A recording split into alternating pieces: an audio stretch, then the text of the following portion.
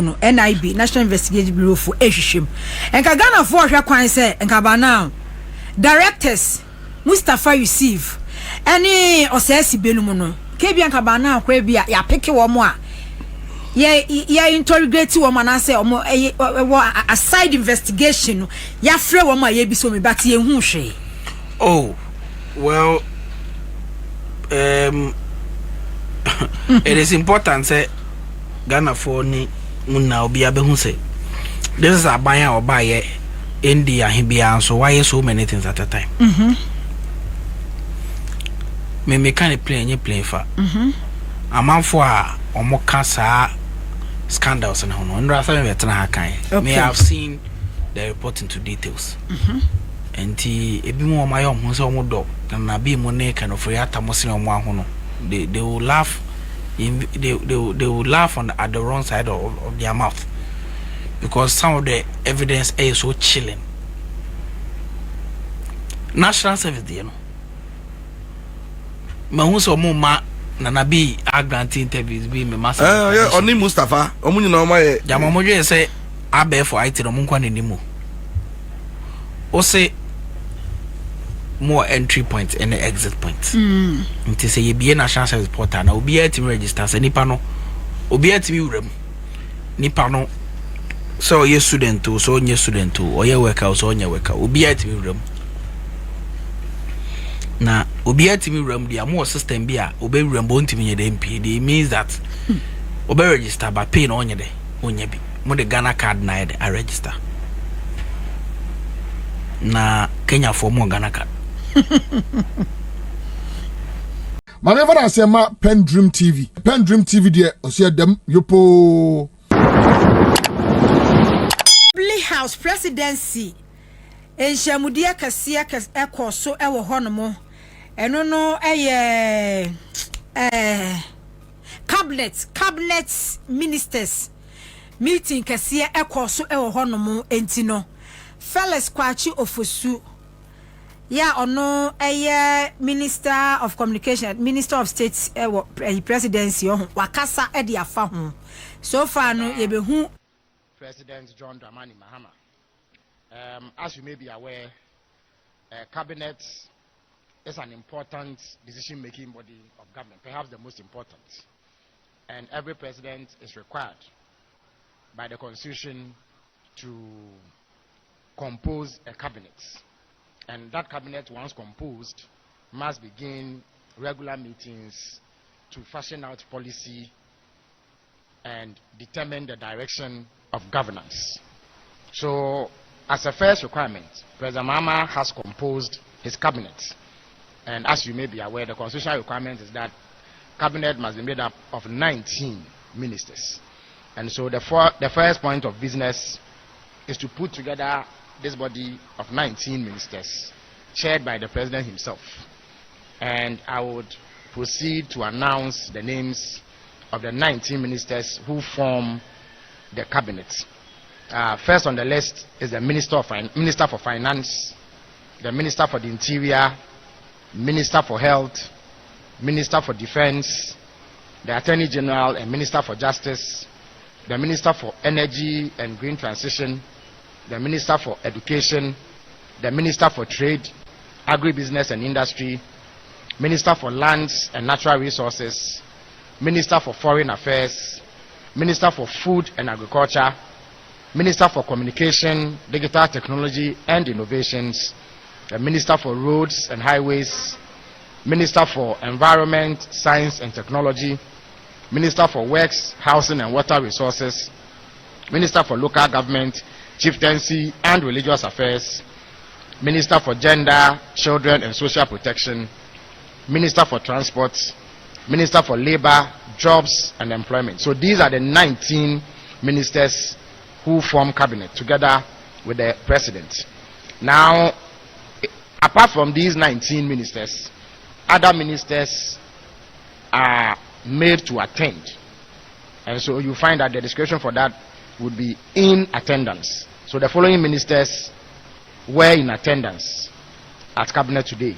So the Minister of Sports and Recreation, the Minister of Youth Development and Empowerment, the Minister for Fisheries and Aquaculture, Minister for Tourism, Culture and Creative Arts, Minister of State in charge of special initiatives, and my good self, the Minister for State responsible for government communications, the Minister of State for Climate Change and Sustainability, and Minister of State Public Sector Reforms. So this essentially is the composition of those who attended cabinet today, in addition to the cabinet ministers. Now, today's session primarily was to introduce cabinet and ensure that people have a handle on what exactly the expectation is of them in cabinet. The ground rules were set out, and important briefings on matters relating to governance took place. There were a number of briefings. The first, of course, as should be expected, was a briefing on security, the state of security in the country. So the Minister for the Interior, the Minister for Defense, and the National Security Coordinator took turns to brief cabinet on the security situation in the country. And the general view emanating from the briefing was that Ghana's security was strong. We are a safe country, and people are free to go about their normal activities without let or hindrance. And whatever threats exist, our security agencies have the capacity to deal with. So Ghana was declared safe from the briefings that were made at cabinet today. The second briefing was made by the presidential advisor on the 24-hour economy and accelerated export development, Mr. Guzitano. He briefed cabinet on preparations so far towards a full rollout of the 24-hour economy. And one was left with the impression that tremendous work had gone into what is arguably President Mahamat's foremost transformation plan, which aims to convert the Ghanaian economy from its present state into one that never sleeps and works around the clock. The briefing from Mr. Tano and his team shows, I beg your pardon, that we are on course to ensuring a smooth takeoff. And in due course, the 24-hour secretariat would be engaging the Ghanaian media so that through you they can apprise the people of Ghana as to where things stand. And the president and everybody else in cabinet was highly confident that based on the roadmap that had been established, we were on course to achieving the objective of having a 24-hour economy. The final briefing was made by the minister responsible for finance. As you may be aware, we campaigned strong on Ghana's failing economy. And indeed, our fears were borne out when the finance minister made his briefing. The situation is dire.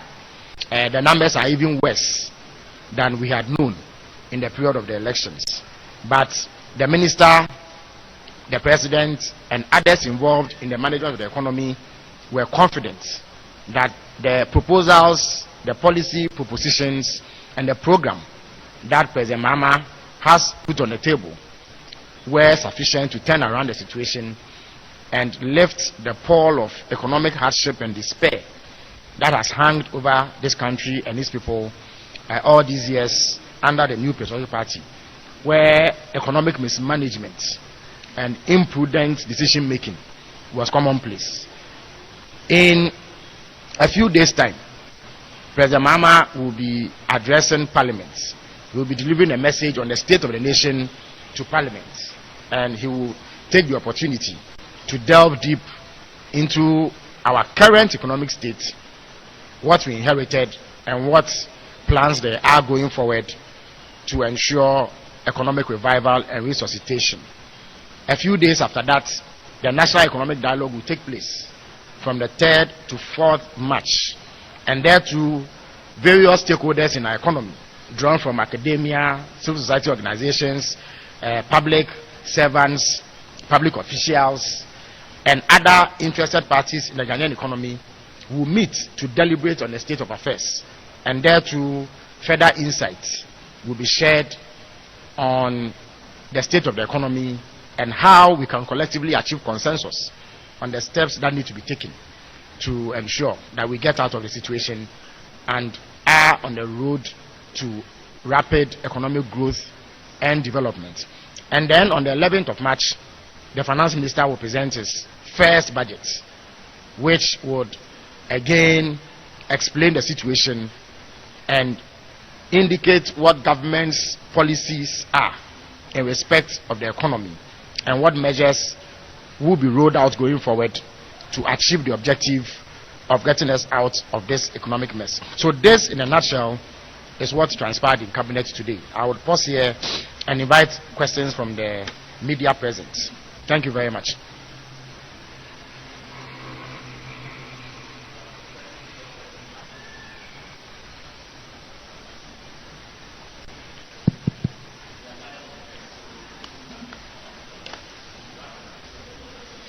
Said ye knew say March mu ena ebeba son President Mahama ebedi kan akọ parliament akọ brief Ghana for nyina the state of the economy obedi kan akọ biebie niemani so eno so de yade hia ye pesa yetie on kire so so be economic forum enti economic forum no state need to say for predecessor catch said the economy is robust was it bibia ye after debt to GDP inflation and junk economy ni bibia no say energy sector can come over $3 billion and then a car the other sectors near the economy ni year one the kasa yere de year ti President Mahama economic forum no say kwam 4th ni 5th March on okay 3rd and 4th so before 3rd and 4th no President Mahama ebedi kan akọ parliament at the state of the nation's address akọ tudwa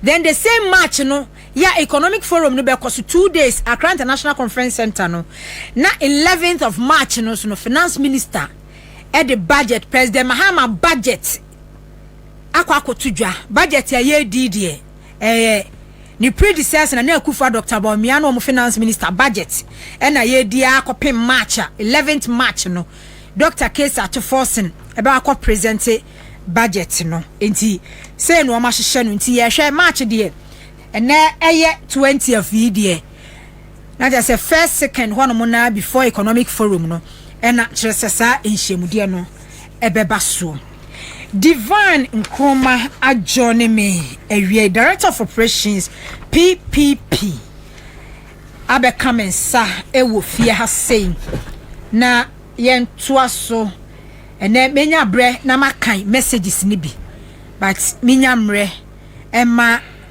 Divine mu but your boss mu nyina mo mra wai yen hya ase yen frase fast Dr. Samuel Ayeh and so a government spokesperson hey tasha opa tasha opa nice to be here. Oh, mommy, Brian envelope now. Hey, I said, yeah, we envelope, no. And I'm saying, I'm pa, oh, my baby, one pa, or Tina, so crawl, mommy envelope. Divine, good afternoon, Akwaba. Yeah, no. Aye. Dr. Samuel Ayeh, dog. Oh, me who TV show me say, fine guy, pan you. Fine guy, gentleman, pan. I think she passed me no crazy shower had that. Yes, I think of it here. I just say me share also for the first time. Oh, okay. I'm pumped to say. Now me adom. Then why me birthday Divine? Oh, happy birthday. Oh, sir. Hey. Belated happy birthday. Belated. Oh, belated. Oh, sorry. What for be I'm not so be how. And now about morning okay. So and not me around. Oh, let me tea. I don't know one citizenship. And run me Accra. Oh, okay. And run me Tamale. Oh, okay. And tea. Most start mo bank if you wanna.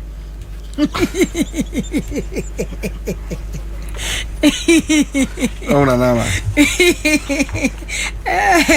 Dr. Papa kwasi ndum ne microphone. Dog we be aboko de. Oba ade adomunti ye ho ye me say na me free presidency so ba na. Oh, okay. Me boss you know about Felix Kwachofu so address the media concerning first cabinet meeting.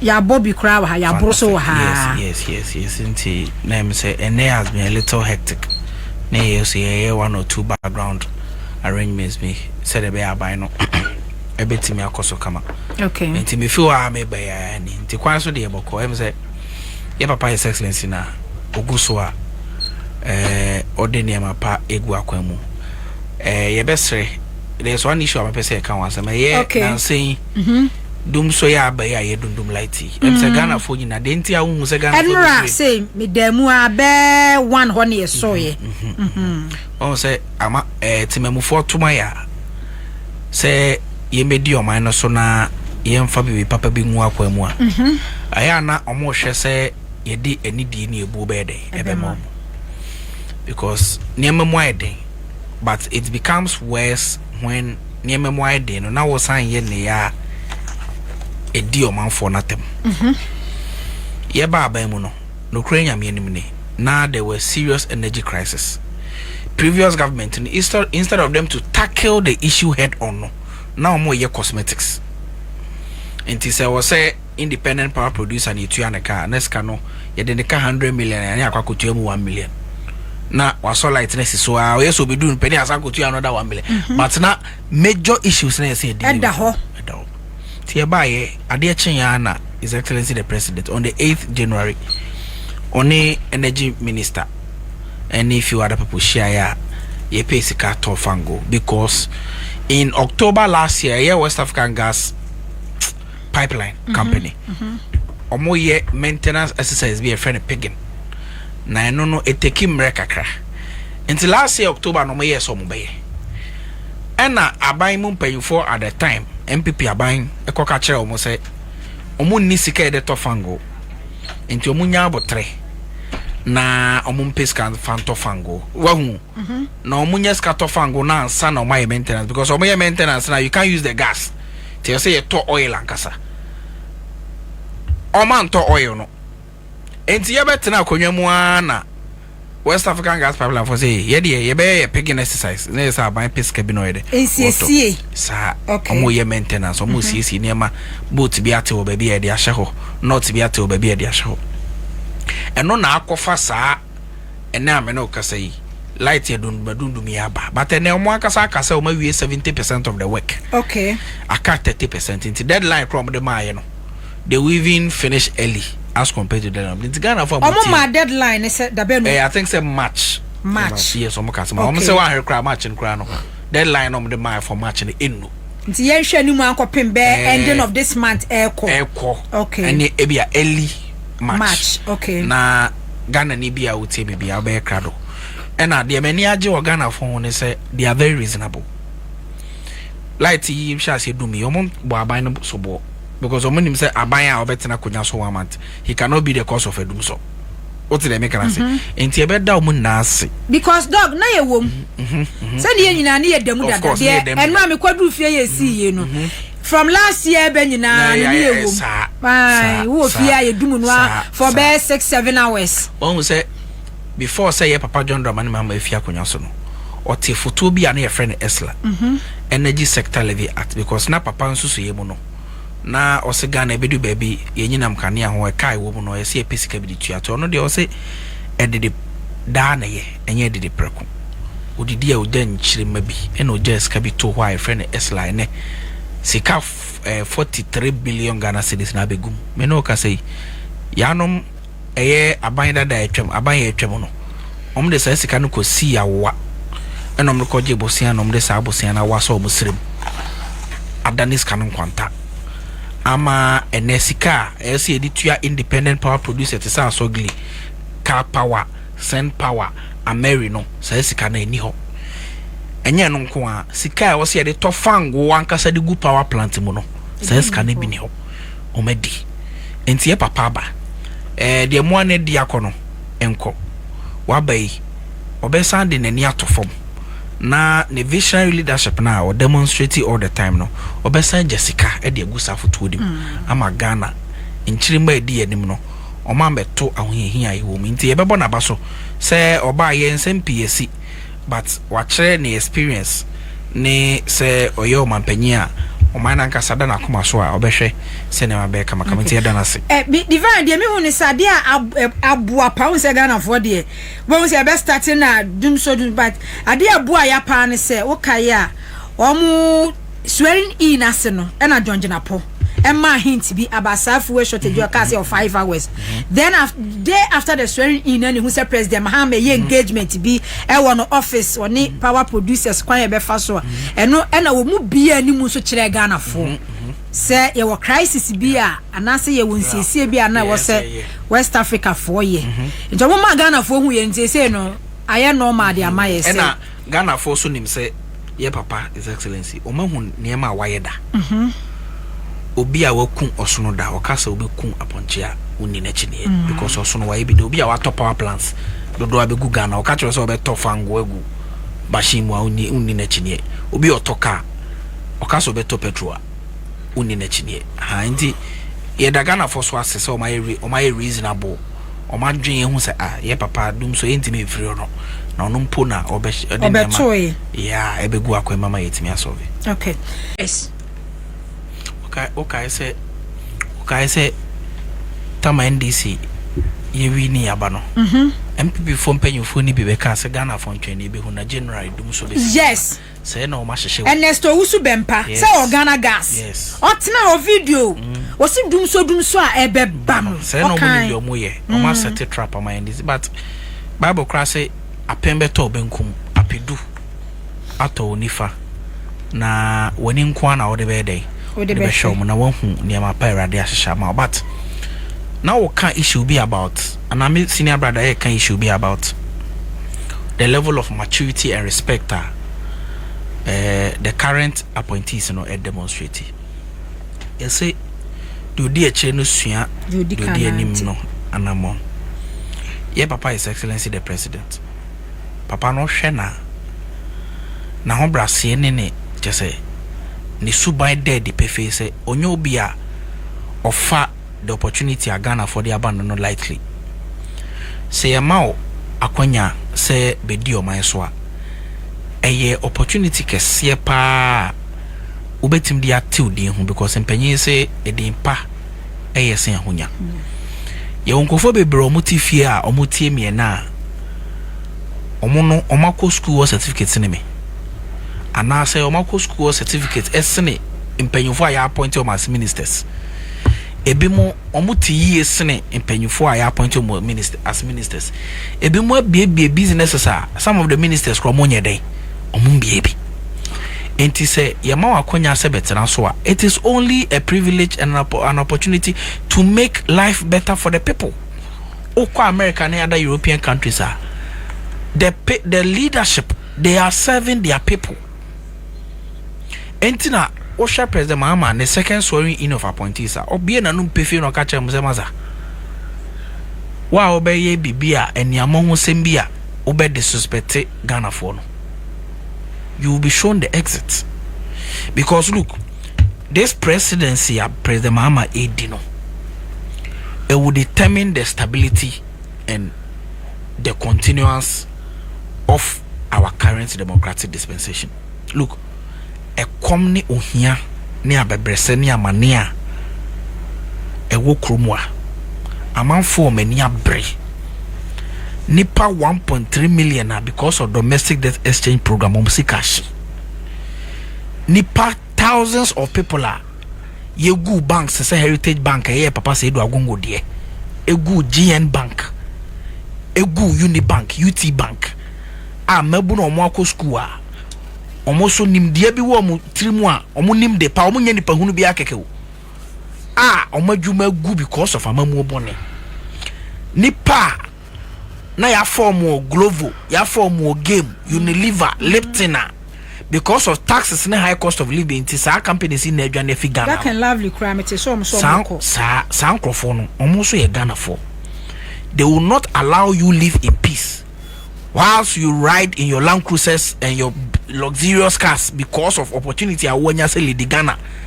now no because of our dream boninti no if you are not better than a person. We are not also better than nipa on Nam Street or ton shaving stick and a toothpick and I say Gambia ono nam kwamu no so ye Ghana ni te say owo 1 vote me so mo 1 vote enti saa niema we na president Mahama ehu a eye asem we da na koma so a wa wone all the appointees say oye ni amo ho asem a wo be kofie okay enti Ghana fo a mo tie me the NDC government under the leadership of His Excellency the President John Dramani Mahama, we are committed to deliver on the mandate you have given us. Yenim se niema mu ode. Asa ya nhwe ye anya niema yi atemamufo be sori eti aban no na yetu aban. Yeso ye mpese ye betu aban because ye ogidi say unlike a lot of Ghanaians who you say we are the same as MPP. No, we are not the same as MPP. No John Mahama appointee will sit on TV or in front of the camera and tell you say konako ye wa timetable. Okay. And now we school feeding caterer. Na abaying the school feeding. Na okon office our catch say move free in the office and kona munyo bia. It will never happen at John Dramani Mahama. President Kufuor Kwatena studio Ashanti region or catch a can say I am for you can say kwabre for catcher and say omo kwan nyo say omo pom konkotoma and NDC. And there are several of the appointees or makan someone ya e dia chini pa. It will never happen under the leadership of His Excellency John Dramani Mahama. Timi shamobo say ye de amamu a ahobrase wom, amamu a obuoni ni die wom, amamu a ode kakra mayen a yebetim dia ye niema kese pe ama won say indeed something a oto ye koto abama aban no wan to something kwa. Okay. Okay. Abusu afọ ya to asna ready eto. Mama me fa we mfam na yamra Dr. Bȯmbshell ene and some watcher at the Facebook page or say current security climate in Ghana resembles a military takeover. I say soldier memoku NSC ewo Ghana esanse on tiasia say NDC 4-year campaign say omu bebiebe nyuma na wo mo abandada no afa wo mo no wo pam wo mu nyina. Rush energy drink eye papa pie boost your energy level. Wo sori no aye boho ahodin ni hɔ no mu a wo pe energy drink papa bia no mu a cafe enimu a enwere no ma ahodin ye de aja driver fo mate fo medicine fo sent obia doctor fo obia no bidia e den so eye rush energy drink eno nko a na wo no atimi to meat pie de boso edepa ya top choco 3-1 chocolate drink so de fa bread dim eno so edepa papa enkura no kwa de omu miamiadi e obi ho no mo ha ese tubu mia ne sa bi so ho no mo ma package ni kama etini se wunya bi na se woni abusua no mu di a enwanu no mo ahode nutrient de top choco chocolate spread no eboa papa magiri fat ne ya na doso afi ya de akina wo pese wo yeti pampa top choco 3-1 chocolate drink ye di ye delicious chocolate drink cocoa wo milk wo sugar wo do hia ni wonso hie ensa bebre yesa tea no yesa etinkom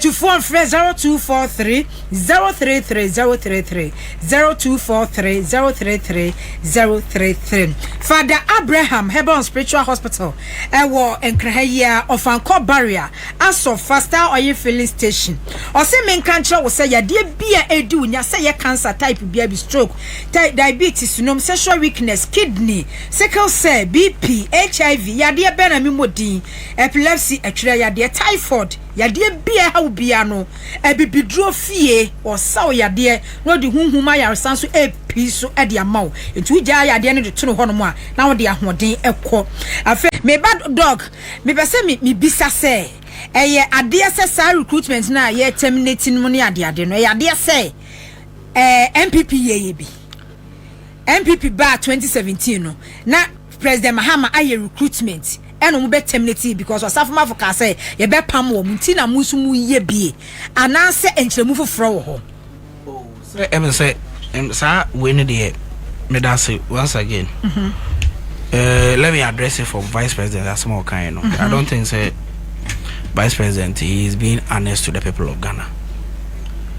He already has a tax so he'll be a no credit in no it's na me so say Ghana for ashesa to abetia na wakofi no anka obesesa ne suban kakra because say even though say nye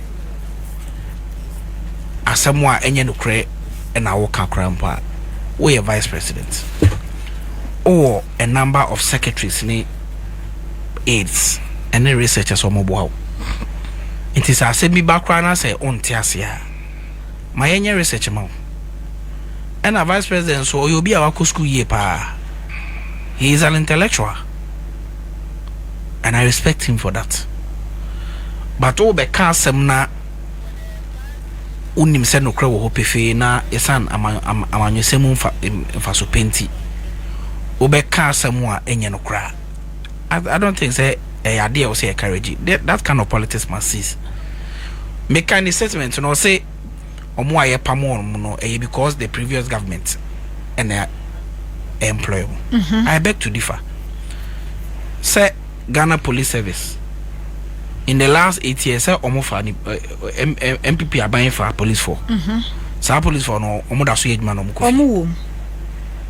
Say in the last 8 years MPP are buying a tena kunya so omo fa soldier for. Sa soldier for no mesere wo omo ofie ana omo adwuma. Ye yi omedi ana omo da so te adwuma. So omo te adwuma. Say you for teacher for. You for doctor for. You for nurses under MPP.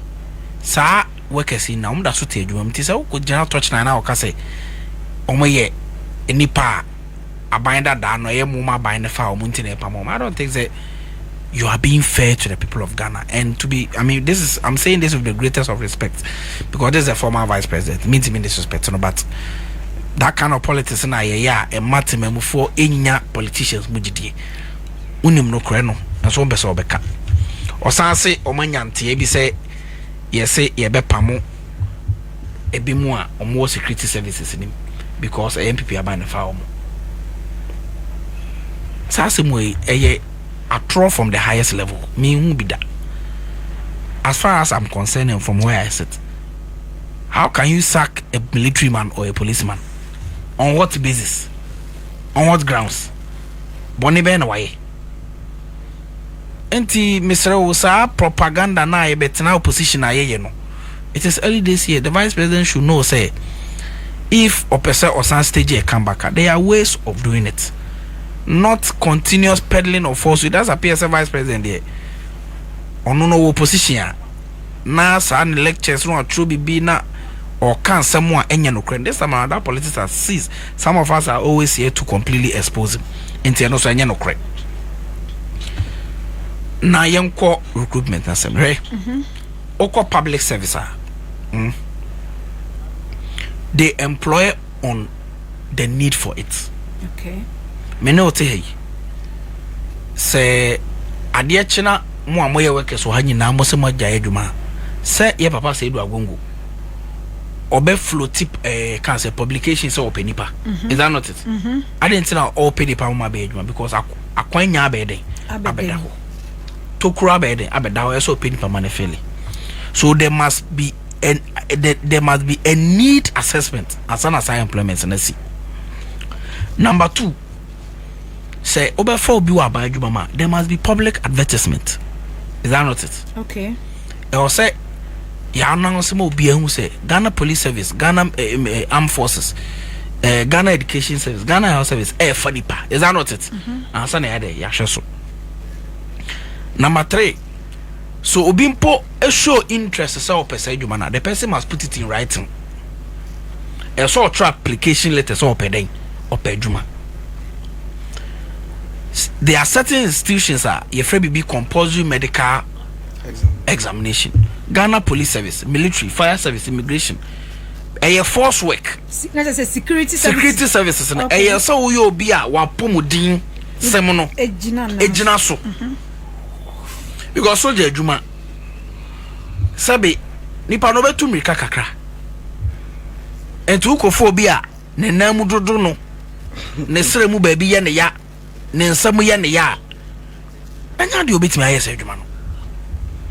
Number 3, so oya sade ni we kra, there are some of the state institutions are obeko interview. Okay, say NDC abamba abaimo. And a chief of staff throw letter come out the state institution say mon kire ye we mu. Enya say if it preoccupy na ka say nkrofo go fiu. You throw letter by say all the state institutions the panyufo we mu enfa analysis emra omo a ye fa omo before the election and after election. After election, you know, the ain't na ye fa omo. application letter me away medical report and examination away. I am telling you, authorities animal will now were breached. Okay. During this application process. Until what out here at me, I would me. Yakofa soja ni bi say anase yemfa say me use soja as an example. Ya fa soja ni bi so ye the two ma no. On be bon ho ban. En free atam for mu fi other countries ananya sanity. Na yakofa soja ni a say be na adwe mu ka no ya anye ne medical examination. Na no po so ye na otwetu ni de si so a. Because na adwe mu ka na ebe yode. Say nya yode. Yakofa police near so in charge of internal security. Yeah, the Ghana to action is AK-47. What one I do, I know a ref, you know the bomb because an Andrew Mokano. I don't think that we want to encourage such a thing. Look, during the transition process, we raised this alarm. And the catcher say, yena, ayenia by Ghana for to Abamaya Yeba. Yes, so you want to share the big wakwemu.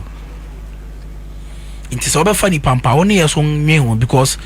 Says the can't debate you, Mokanya won't abet you. A yan by for na yaban, yes, to get share one day. Nayan shall say, bet me at you and intimate to ya, and she shall bay a big walk when moi. A bama to me at ya. I could father buying and pay for sorry, that's why by Muyan so into they are still doing it. And Uncle Woyan employ an illegal. What for illegal ways so unapproved ways are a theater. Labor Laws and Employment Act na so. Wo busa mra we nyina so. Afa nipa. Eye den na wa betina konya so 8 years. Wa fa nipa 8,000. Ulusu abade a wa fa nipa 30,000. Wa fa nipa 8,000. Me ma example. Okay. Ya fa ne se wa betina konya so 8 years ni na. O fa nipa 8,000 pe. And so lose aba what for nipa 30,000 within that 1 month 8 years no offer 8,000 but within 1 month what for nipa 30,000. Wow. Obi a otin chen bia or touch line bia nim say sad way politically motivated again. Then say na make an advertisement and say you say your advertisement said the be it will be without bias. E o say Ghana ni bi obetie bia irrespective of baby or free, irrespective of sorry aoko eye kura or free so e din a ye de ato no so no your advertisement no be anti. So what is happening is that when advertisement be anko so eye nipa kuro bi na ya shada afa mu ena ya mom appointment. What about Ghana for aka almost wo fia anko ebi mu kura wo qualifications ni omo aya form no ebi mu kwa wo betimi a wonim de aseno mo aya form no but because of political reasons why you ma frim ade Ghana for bi sin ebi mu ana ebi etini pepe yenti na chief of staff say ene yan famra kwan so amfam nti no aban timi nye sa appointment into employment into mon kona mo apply for na yan advertise na Ghana ni bia so ye MPP ni o so ye NDC ni o so ye CPP ni o PS ni o apply na go through the necessary processes na ye mfa ana asema make an ento aso. It is as simple as that. Again the TN say NDC aban ye shada nye hye ye bia e de yawo ebebre Ghana for your mama will never do that. Ade bia your mama be sikwema ye bia, it is to protect the image and the sanctity of this country. Say ye bebu nipa na ye de pepepe ye atuja na obi ehun sade aye no ebeboa enu ntia president mama oye enti eye mo say MPP 4 omo right after 2016 omo nya akwanya omo yi Ghana for 13,000 yedi, including people who were working several years before 2016.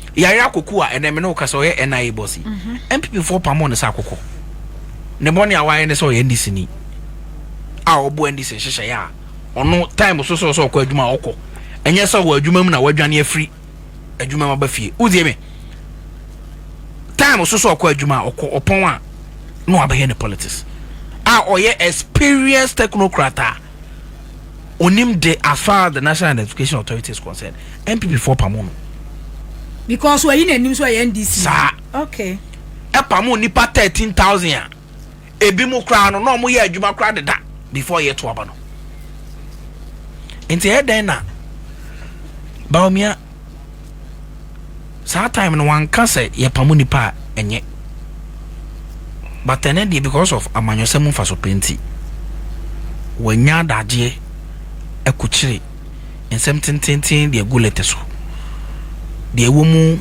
ene de enimu na ye papa vice president de former vice president de guso enti for me I don't think say ye be fa na asem serious me de mogo bi mame because we all can see the political lenses e shenwa or the yes I understand him. This is the vice president will lose about 1.7 million ebi si Ghana bako se muda wakotena fia ne party fo ni bi kra e bompa se biom because of mamu boni a wabetena Ghana konya so a waye enti ene ofi onyere enti opese Ghana 14 nka ena washa da true bibi e de be dada Ghana fo ba mi ogide se Ghana fo nimde se President John Dramani Mahama e yakonya keke no oye ope ama Ghana fo bi irrespective of baby a ogina so we NDC ni unya MP we NDC ni unya NDC ni unya MPP unya just say irrespective of where you come from ye be ma wakonya level playing field ama Ghana ni bia enya baby agina ene sa pepepe boni bia ni okay divine tito no NIB National Investigative Bureau for ehwehwem enka Ghana fo hwe kwan se enka ba now directors Mustafa Yusuf any osesi benum no kebi enka ba now kwa bia ya peke wo mo a ya interrogate wo man say omo a side investigation ya frɛ wo ma ya bi so me but ye hu hwe oh well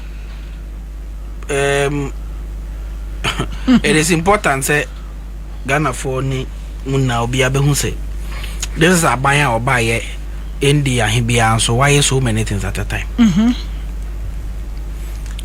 me can play any play for amanfo a omo kasa scandals and hono ndra sa me betena hakan me have seen the report into details enti ebi mo ma yo ho se omo do na bi mo ne kind of yata mo se omo ahono they will laugh they will laugh on at the wrong side of their mouth because some of the evidence is so chilling.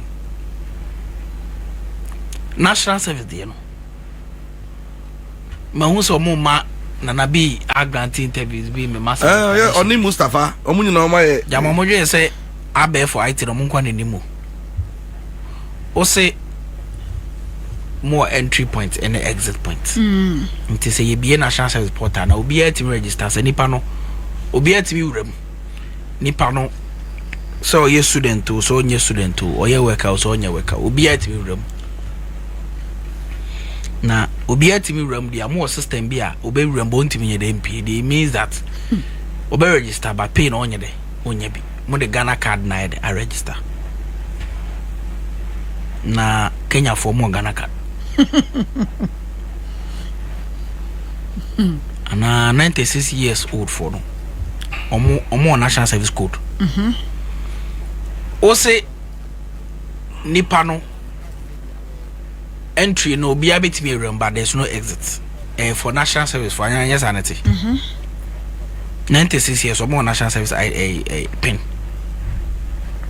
so omuni national service pin nti so backward be chire mu de nti a 96 years ni na also ono no the illegal means ni wura mu no then no the illegal means wura mu but some be national service pin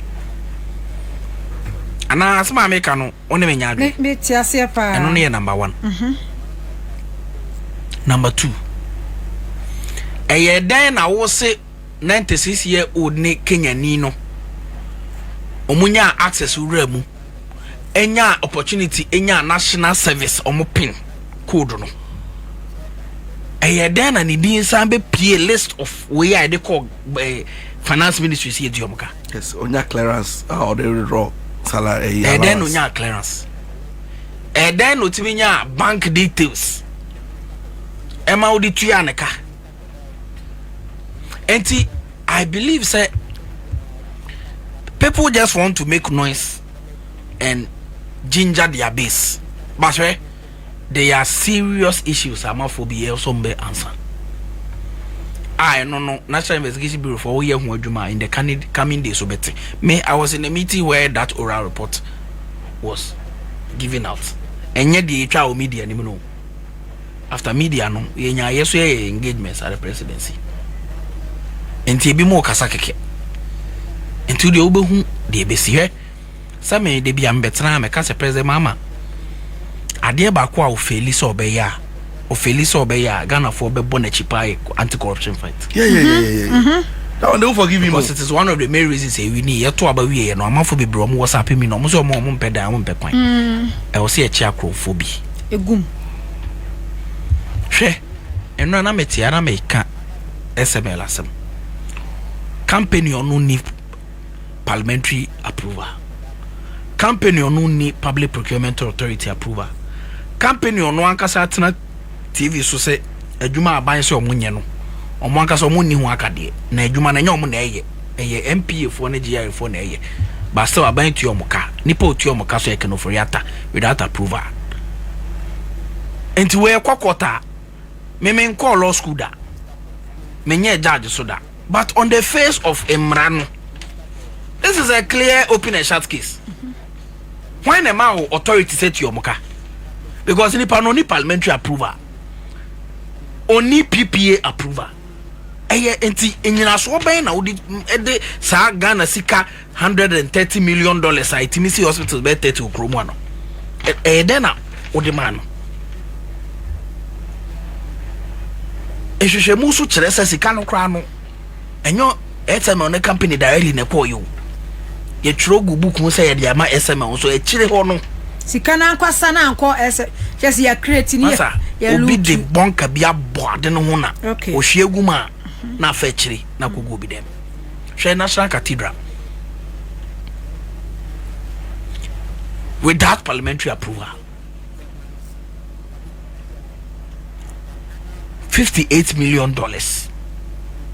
Ghana titisika 160 billion cedis multiplied by 58 plus passport office ne amount for dan ebubugu ye and also 52 courts court judgment debt court to kabuma $110 million into titisika 160 billion cedis multiplied by 110 without parliamentary approval. Kenoforiata ni tu asesika no. Information available kra say sika no kra no nkofo ese etu esika na mom no ankodi yom. Architect na ese man over $30 billion. Ajayi no. Sika na ankodi ne ho. Sika na ankodi ne ho. Oh masa. Na ho na draw. Ye draw ya. Masa ye tensamu. Wow. Abrante be a friend in the Nehemia group of America. You say on uncle raise fund Emma National Cathedral.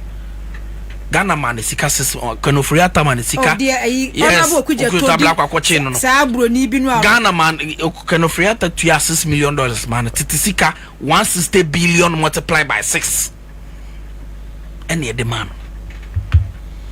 Once the impo, once the yabumu to krukra one fanya Amre Ghana.